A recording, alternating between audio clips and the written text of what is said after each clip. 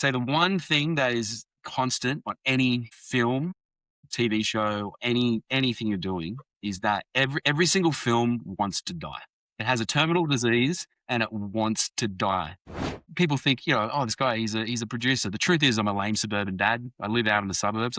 Yeah, you learn pretty quickly that with producing, no matter where you are, what level it is, it's like 98% rejection and failure.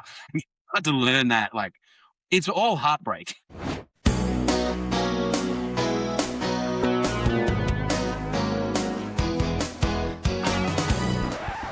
Welcome to We Interrupt This Broadcast, a podcast about things happening in the Australian screen industry and offering insights to Australian producers. My name's Robbie Miles, and I'm here today interviewing Michael Schwarz, a producer and director. He works with Deeper Water Films with his brother John Schwarz. This year, they've seen the release of Beast, an MMA action drama directed by Tyler Atkins with Russell Crowe and Dan McPherson. And later this year, Mike's directorial debut, The Only One, will be coming out. Mike, welcome to the show. Right, thanks, Robbie. Thanks for having me. So today, I really want to talk to you about your experiences as a producer and also recently as a director as well, and see some of the insights you have from your career of packaging films, releasing films, and also working on the kind of mid-budget, mature films made for adults by adults, working out how those kind of films come together and some of your experiences with that hopefully our audience can take away and use to apply to their own projects. Yeah, absolutely. Could you tell us a little bit about how you got started as a producer? It was by accident, actually.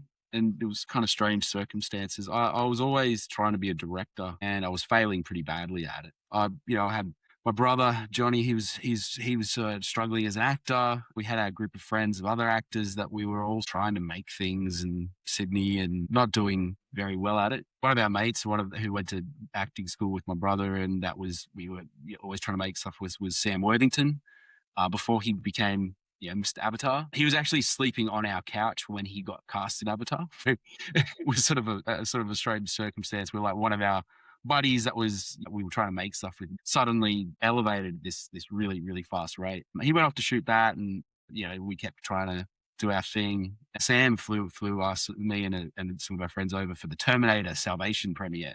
And also he was getting an award from Australians in Film. And he was getting offered so many things. Comic books movies were exploding at the time. This was 2009. And Hollywood was going nuts for comics. I was a big, big comic nerd. And I used to share comics with Sam quite a bit. Whenever he was offered something, he'd flip it over to me to get my thoughts on it. And I would give him pretty honest thoughts. I said, probably shouldn't do this one, or maybe have a look at this one instead.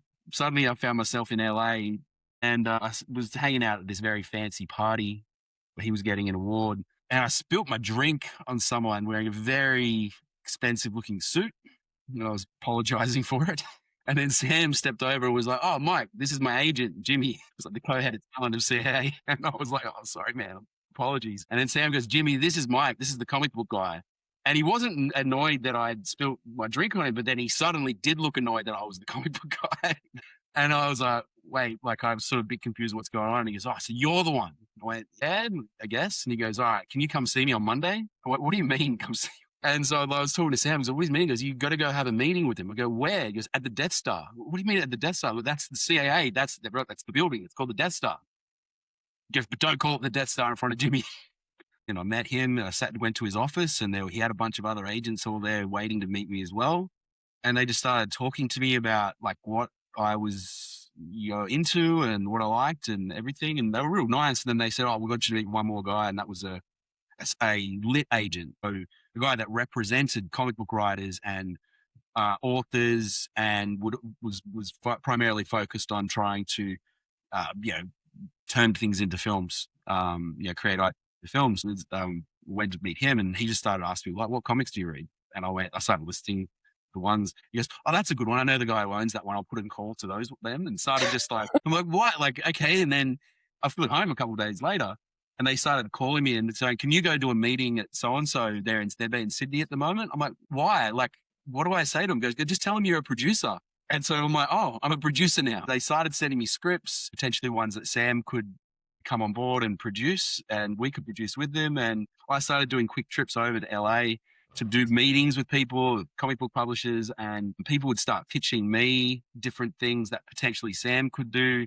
And a little while later, I moved over there. Johnny was already there. We just started the company, and started producing, and it was trial by fire. It was just like thrown straight into the deep end. Yeah, you learn pretty quickly that with producing, no matter where you are, what level it is, it's like 98% rejection and failure. Had to learn that, like, it's all heartbreak. It took a few years, but by 2014, we kind of figured out somewhat what we were doing, and we started to get things made. We made a mini series with Foxtel back in Australia, Deadline Gallipoli, that we partnered with Matchbox on, and Michael Weimer directed, which I think was very proud of it. And then we also did our first feature film called Hunter's Prayer, which is directed by Jonathan Mostow. Sam acted in both of those things. And so like it was good. It took 4 years essentially to get there, but we got to the point where we were suddenly producers who were making things. Even if they weren't necessarily making much of an impact, they were competently made productions with decent budgets. So people started to somewhat take us seriously. Once people start to take you somewhat seriously, it opens a lot of more doors, and you get a lot more access, and you call an agent. You might not land the actor you're after, but you'll likely get a read out of them, or you'll get their attention. And so, yeah, that's sort of how it started out. And we moved back to Australia in 2018, where we've been working pretty consistently on productions here since then. Sam stepped away from producing. My brother and I formed a new company, Deeper Water Films, and we've been pretty blessed and lucky to get a few things up. Oh, that's tremendous. And thank you so much for sharing the breadth and depth of that story. And you've touched on so many things that I want to pull out and bring into the rest of the conversation. And I think something that's particularly interesting early on there is that one of the elements you need to get productions up or things happening is access. Then quickly needed to develop a lot of skills, like what does it look like for a producer at scale and getting all that material. And I always look at it as kind of building a credibility ladder. So access is one of the things you need. And one of the things that I think was happening there is because you had the ear of the actor who could get some projects greenlit, that was of tremendous value to the agent to get you on side, because they're like, oh, this is someone that the actor listens to. So we want to put good material in front of this person. Yeah, no, that's definitely the case. It was also a little messier than that as well, because what we found is we kind of got thrown into the middle of agency wars because we were partnered with an actor who people wanted. We had his agency who were very supportive and great. They were great. But then all the other agencies suddenly became our best friends as well, because they thought maybe they could potentially poach Sam. So you had to realize, like, okay, what are they coming to us to actually make? Because, it's something that we want to make, or how much it is they're just trying to bag a new client. People's intentions become pretty clear quickly. There's been a change, I think, in the industry. There was an old-fashioned industry where everyone was just a jerk to each other, and you were supposed to be mean to assistants. And that was sort of starting to change, I think, when we were coming into it. We kind of embraced that sort of feeling of like, well, you just be nice to everyone and you treat everyone with respect. The assistants of today are going to be the agents of tomorrow. And also on top of that, like, the assistants are the gateway to the agents. So if you're nice to them and you treat them like humans, they will pass your call on as well. Like, so it's a benefit to do it. And so that was the first step, is just sort of, getting known as guys that were not coming in just as brash, big shots, or trying to act like we were something we weren't. And then after that, it was slowly building the credibility that if we were saying that we're going to make something, that it had as good of a shot as anyone else saying they could do it. Keeping our ambitions high but realistic. You're not just going to go like whoever just won the Oscar or whatever, or something like that for your $10 million first time director ever film. And so, yeah, people start to take you seriously. You can build those relationships and build that trust. Absolutely. And it's often, I say it's not about getting your business card in their pocket today. It's about building a relationship that might not bear fruit for 10 or 15 years. That's it. Yeah. Then you can call them 10 years later and they will go, oh, yeah, cool. They remember. And that is definitely the case. I mean, the big thing is that they take your call. That's the big thing you want, is that they don't just put you down to the bottom of their call list. You've said that no two projects are the same, but can you tell us what projects often share and some examples of things that are unique to individual projects? So the one thing that is constant on any film, TV show, anything you're doing, is that every single film wants to die. It has a terminal disease and it wants to die. That's how you have to look at all of them. And if you are not there constantly trying to keep it alive, fight for it, not let it go away, it will die. And like that's the thing you sort of learn. You can't be complacent with them. But once you've actually been through that whole process with one, I think you read very differently Yeah, you and you do. have a much quicker instinct. Definitely nowadays, we're very, very particular about what we take on because you know the battles that you're going to have Mm. on a project. Even if everything's falling into place, you still have to have, there's huge battles ahead for you. And so you just always want to just know that there is a path to production. That's the first thing you're figuring out. Who is the director? Is there a director? Could you get a director if there isn't?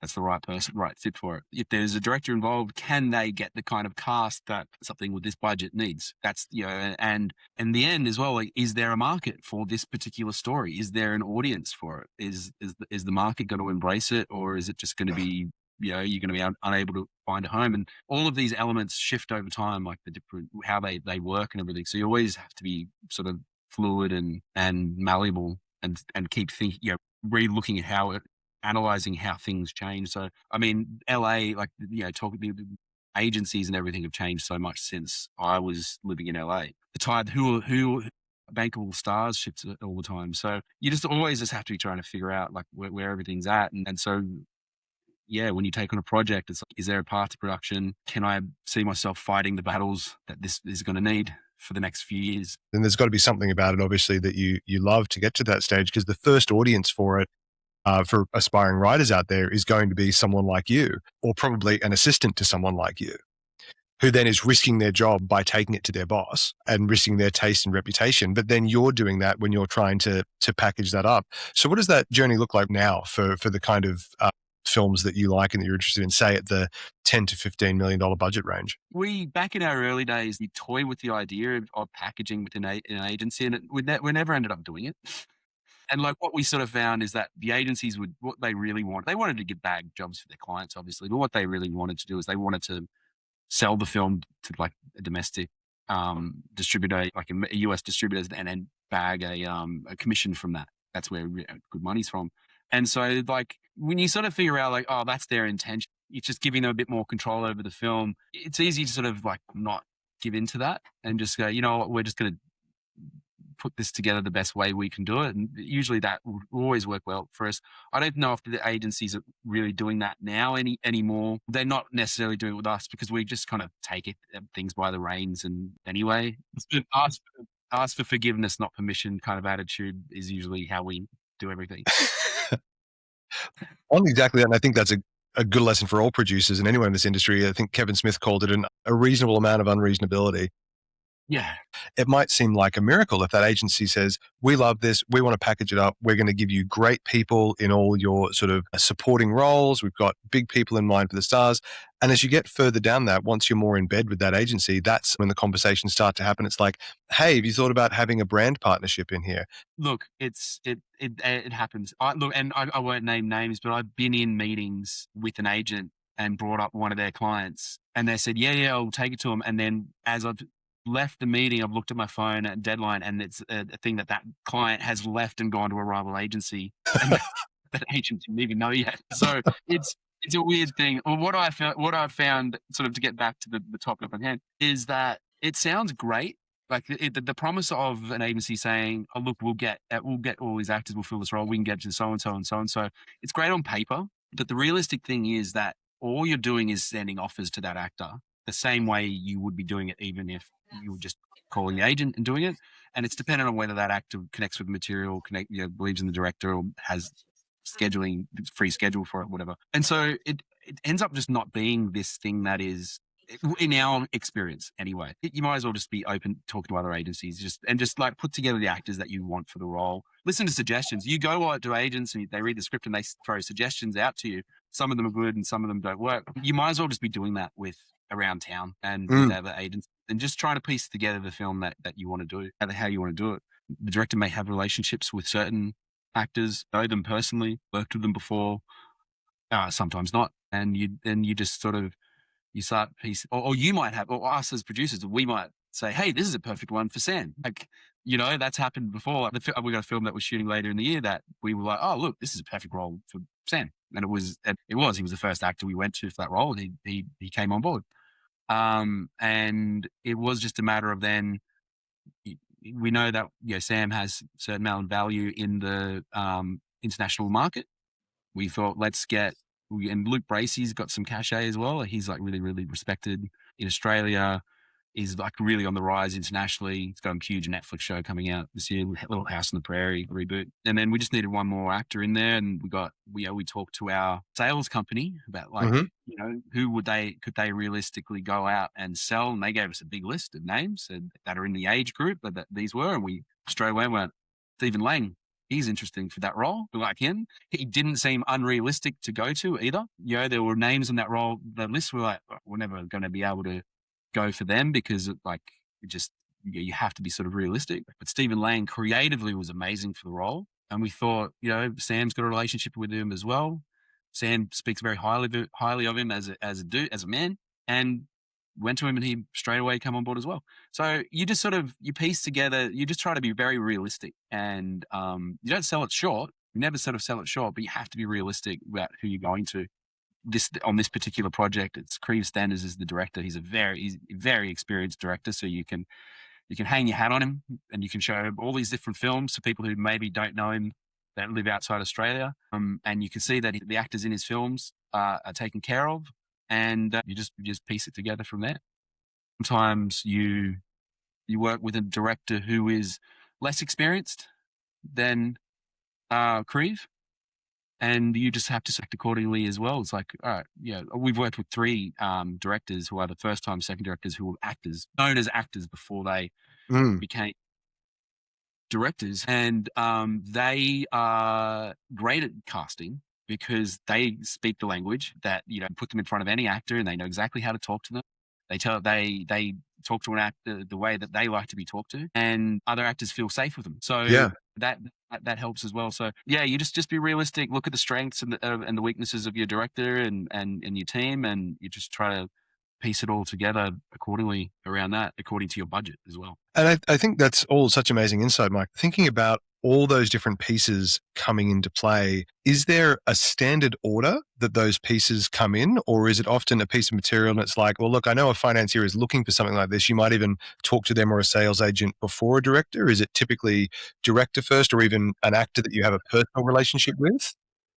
This is kind of where I say no 2 films are the same. I like to have some cast in place before we go to a sales agent, because you've got control. You put together something the way you want it to be. And then sometimes, not always, but sometimes, you can take it to a sales agent, and they're not necessarily thinking about what's best creatively for the film. They're just looking at what they can sell. And so they might say, look, we can do this, but you have to put this actor in there, or else it's not going to work. And you're like, well, what if that actor isn't creatively right for it? Or we go to that actor and they say no. And so we like to have as many things in place as possible usually. But look, everything we've done has come together really in different order, different, way. Like Kit Gurry came to us with a TV show that he'd written, and he called Court, and he had this incredible cast attached to it, because Kit Gurry has been working in massive films for years, and he just makes friends everywhere he goes. So he came to us, he goes, look, I've got this show with Sean Penn and Matthew Fox and Susan Sarandon.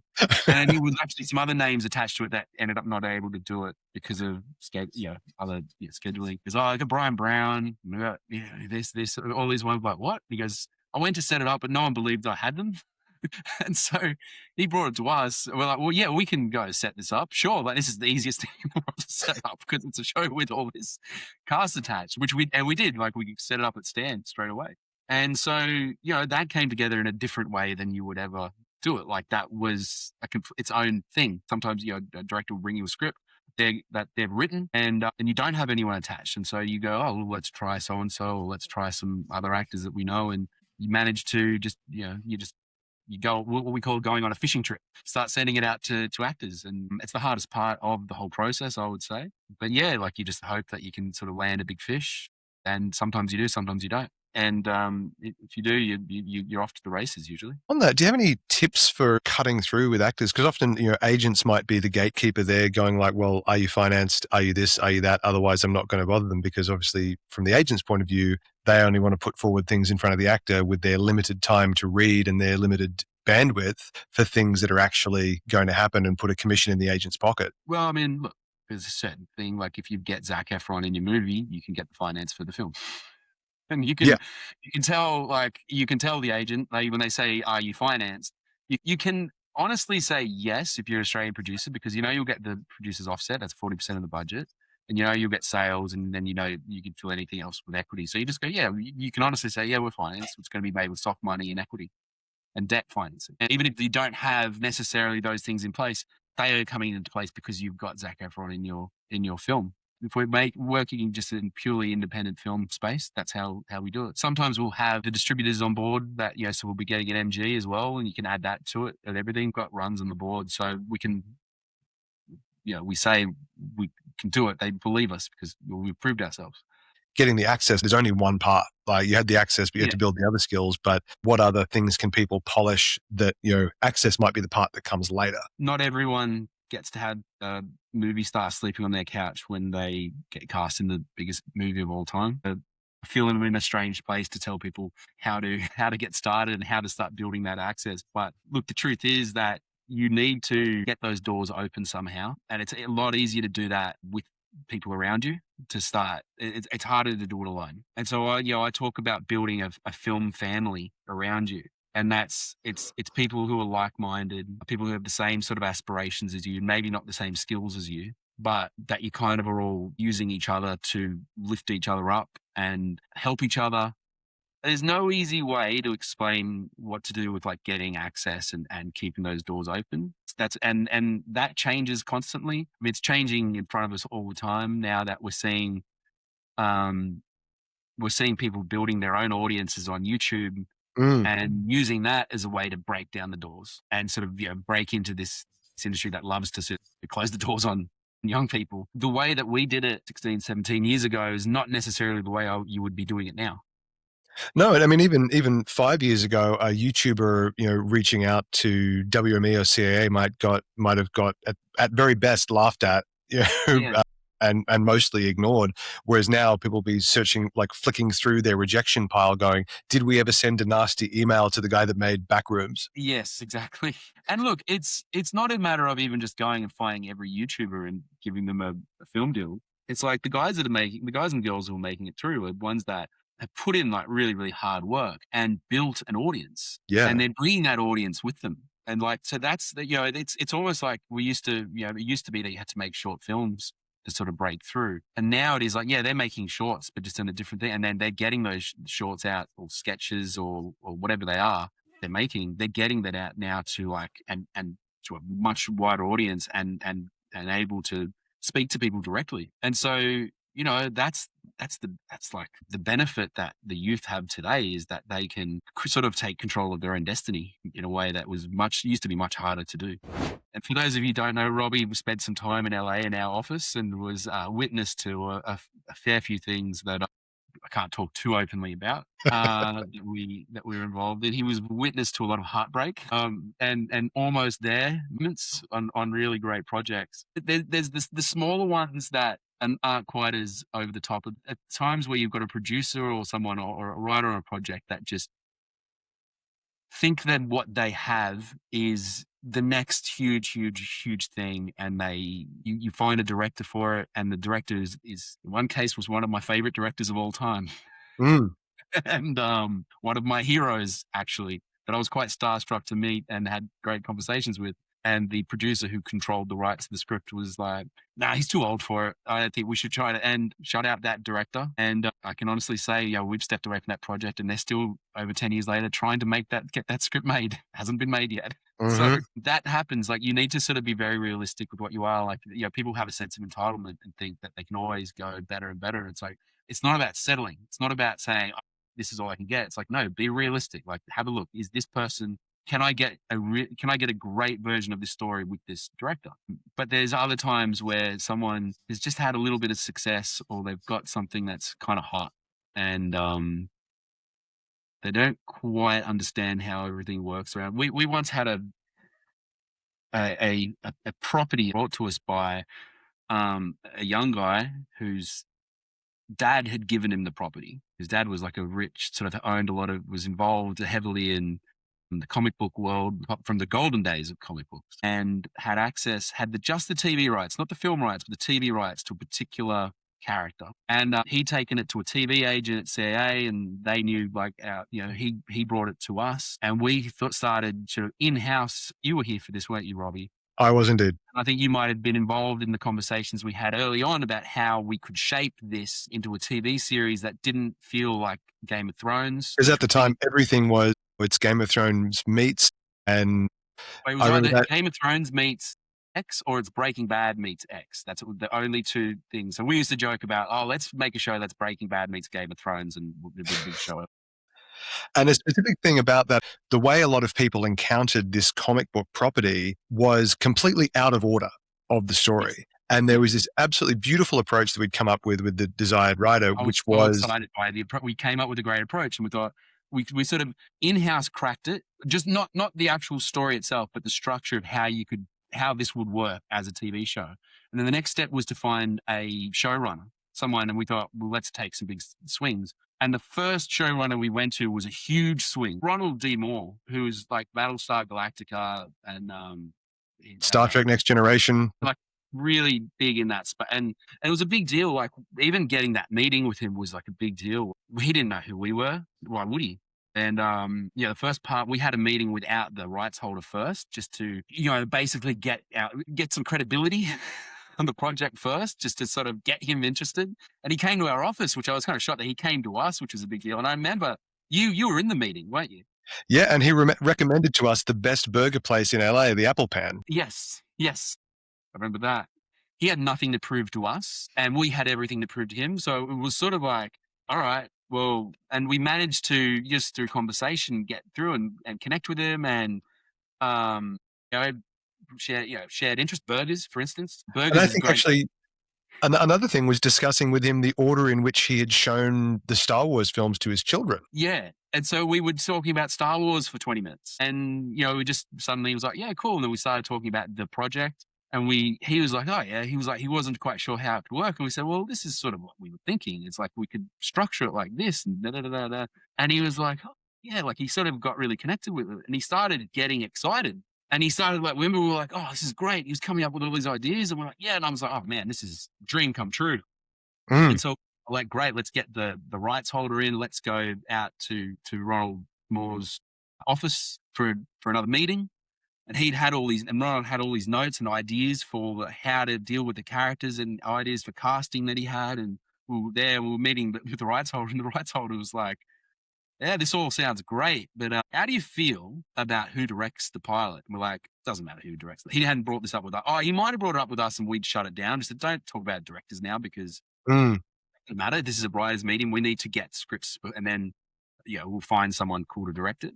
But he kept pushing it, and he kept pushing a director that we were like, don't push that director, because the director hadn't been cancelled yet, but it was everyone in town knew that this was a bad guy. I remember then the rights holder mentioned it to Ron, said his name to him, and the color went from Ron's face. And he was like, and he's a really nice guy. You could see, he goes, I get along with everyone.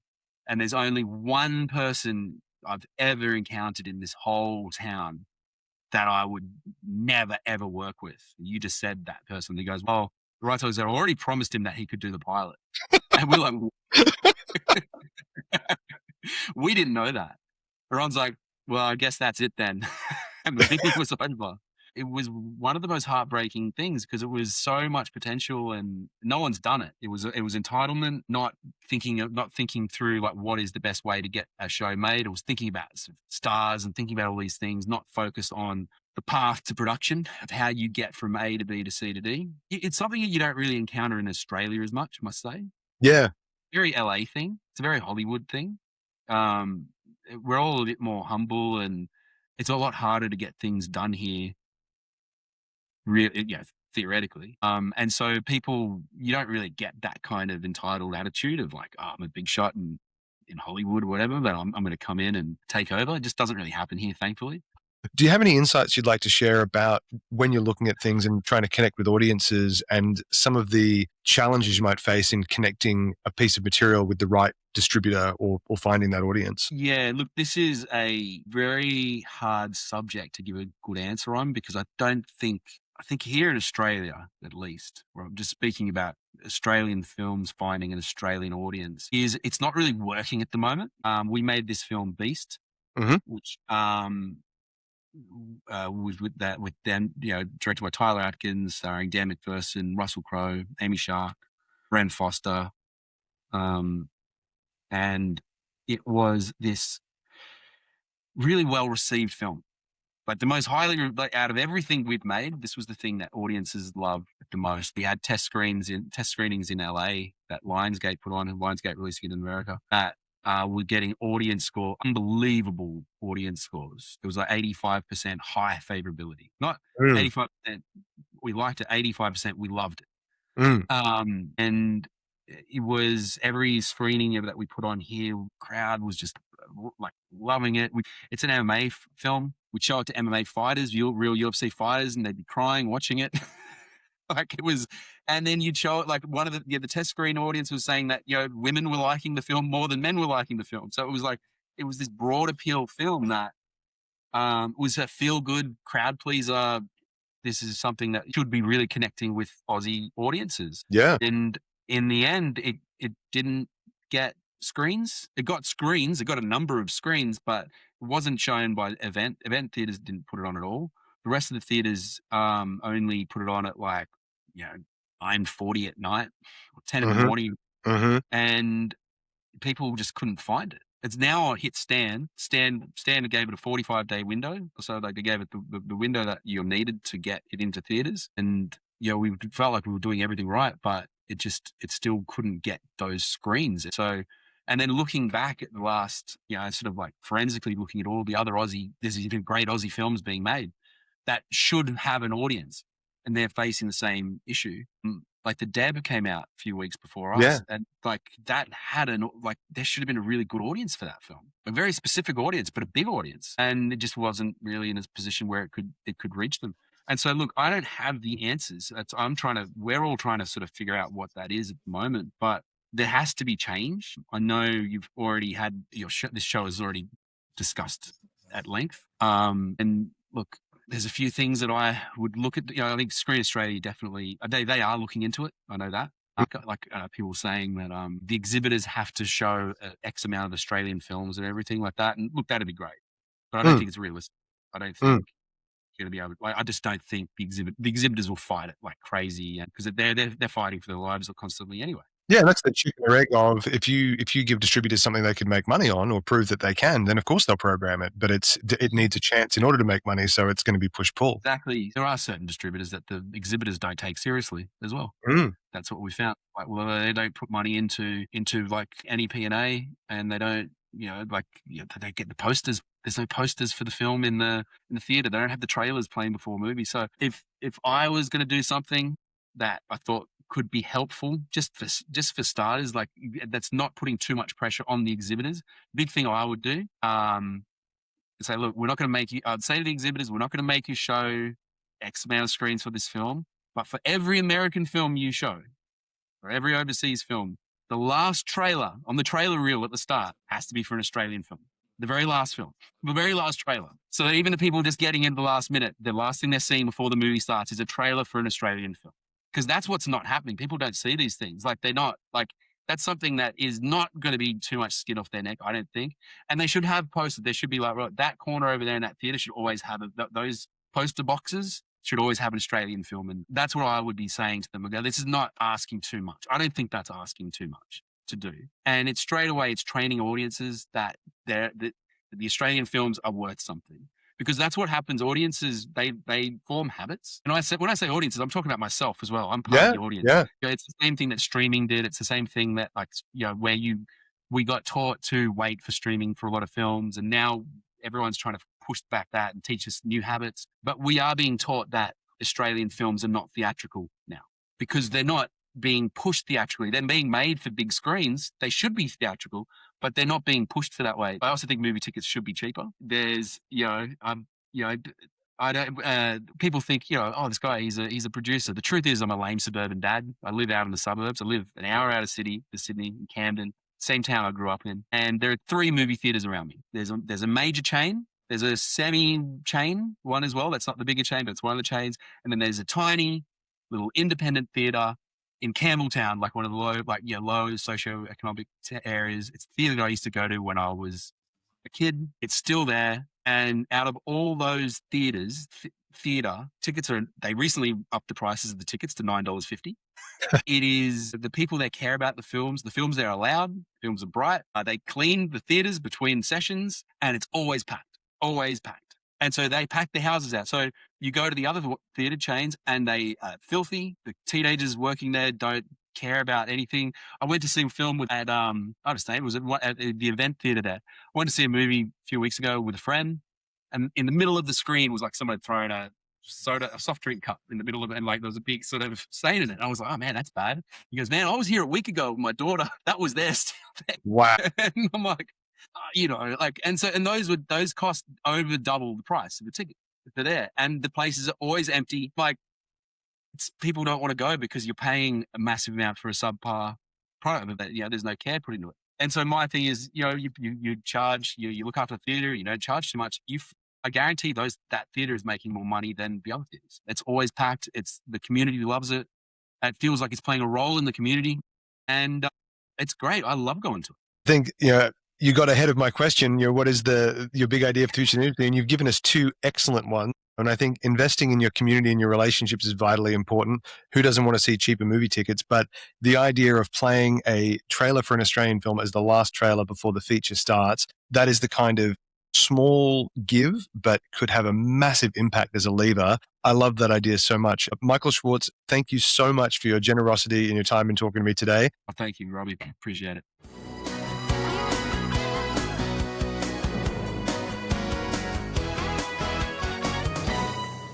We Interrupt This broadcast is recorded on the unceded lands of the Gadigal people of the Eora Nation, the Turrbal and Yagara people, the Yugambeh language people, and the Kaurna people of the Adelaide Plains, and we acknowledge them as the traditional custodians and first storytellers of these regions. Always was, always will be.